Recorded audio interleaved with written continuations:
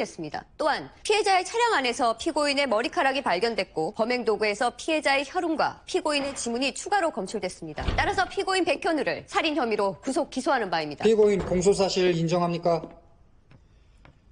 인정하지 않습니다. 사건 당일 피해자와 약속을 하고 약속 장소에 간 건 사실이지만 피해자는 나타나지 않았습니다. 따라서 만난 적도 없습니다.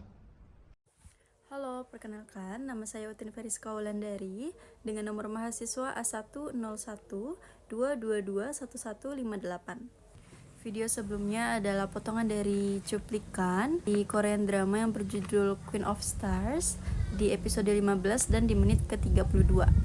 Nah, pada episode 15 ini, Hyunwoo akan melakukan serangan balik kepada Eun Sung yang sudah membuatnya ditangkap Interpol dan ditahan di Korea Selatan karena dicurigai melakukan pembunuhan. Nah, Eun Sung adalah dalang nih di balik penangkapan Hyunwoo karena dia membuat konspirasi tersebut agar dapat memisahkan dari Hae-in yang masih dalam perawatan di Jerman pasca operasi. Dalam cuplikan tersebut, saya terinspirasi untuk membuat kontrak sebagai kuasa hukum atau pengacara bagi Hyunwoo memulai misi untuk membuktikan bahwa Hyunwoo tidak bersalah. Jadi ini adalah kontrak kerja yang saya buat sebagai pengacara Hyunwoo. Kontrak kerja jasa pengacara Hyunwoo merupakan bagian dari judul. Pada hari ini, tanggal 5 bulan Juni 2024, telah terjadi kesepakatan antara pihak-pihak. Nah, di bagian ini merupakan dari kata pembukaan. Selanjutnya adalah bagian komparisi. Nah, di bagian komparisi ini menjelaskan siapa-siapa saja pihak yang melakukan kontrak. Selanjutnya di bagian komparisi, nah di kalimat komparisi ini adalah menjelaskan siapa-siapa saja yang melakukan kontrak. Di sini ada saya, nama Utin Feriska Wulandari SH selaku pengacara di kantor pengacara Utin Feriska Wulandari SH and Partners, berkantor di Taegyo-ro 34 Kil, Junggu, Seoul, South Korea, yang disebut sebagai pihak pengacara. Kemudian ada Hyunwoo selaku klien warga negara Korea yang beralamat di 135 Yongdong-ri, Gongdong, Nyen, Gyeongsangbuk-do, South Korea, yang selanjutnya disebut sebagai pihak klien. Pihak pengacara dan pihak klien masing-masing disebut pihak dan secara bersama-sama disebut para pihak. Terlebih dahulu menerangkan hal-hal sebagai berikut. 1. Bahwa pihak pengacara merupakan kantor hukum yang menyediakan layanan jasa sebagai kuasa hukum baik dalam bentuk litigasi maupun non-litigasi.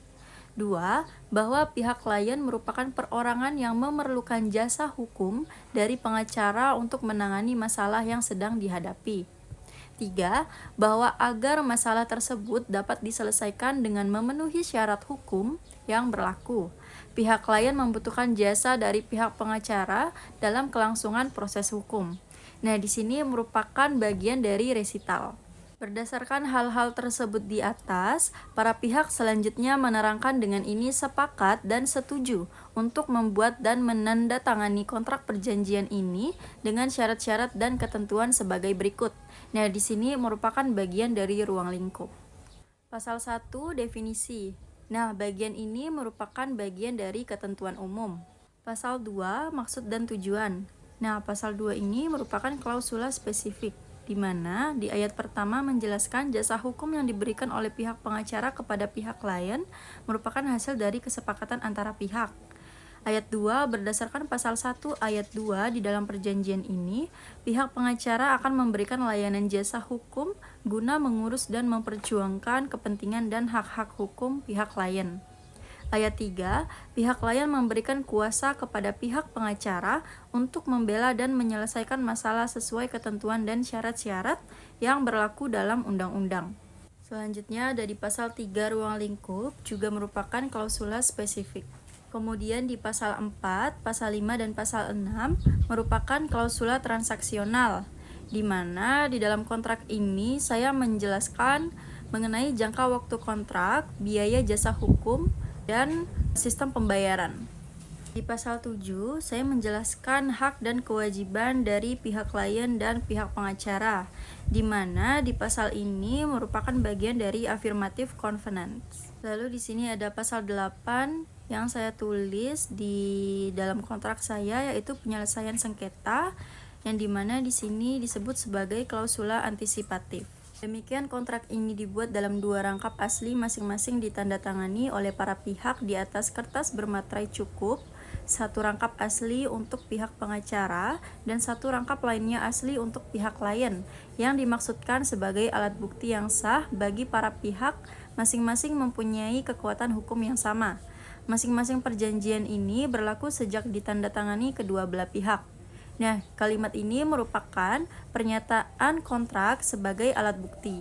Korea, tanggal 5 bulan Juni tahun 2024 merupakan tempat dan tanggal ditandatanganinya sebuah kontrak. Kemudian di sebelah kiri ada pihak klien dan di sebelah kanan ada pihak pengacara, merupakan penempatan para pihak di dalam kontrak. Kemudian yang di sebelah sini merupakan penempatan dari para saksi. Sekian video dari saya, kurang lebihnya mohon maaf dan terima kasih.